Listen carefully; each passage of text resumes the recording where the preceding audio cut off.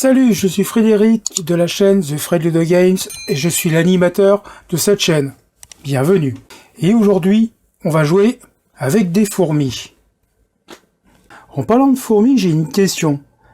Quel est le cri de la fourmi? Ça sert à rien, mais ça fait vraiment du bien. Alors, Ants est un jeu de domination de territoire, tout simplement.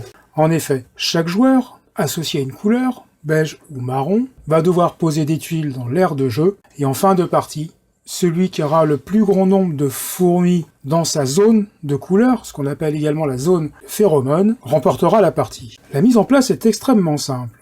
On va prendre la tuile double et on va la poser au milieu de l'aire de jeu. C'est la tuile de départ. On va également prendre l'ensemble de tuiles que l'on va empiler pour en faire une pioche face visible.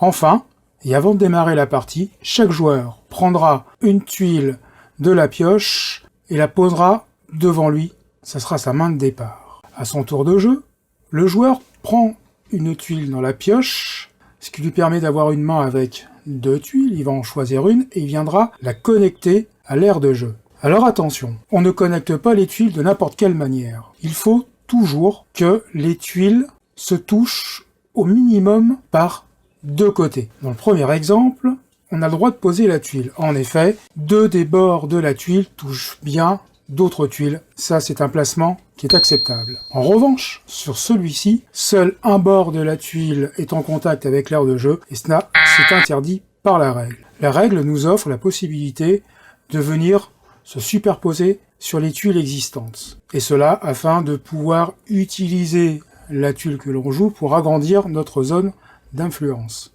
Mais pour ce faire, il faut absolument que l'on recouvre ou que l'on termine un rond noir. Alors, petite précision, lorsque vous connectez une tuile au jeu de cette façon, vous n'êtes pas obligé d'appliquer la règle des deux côtés.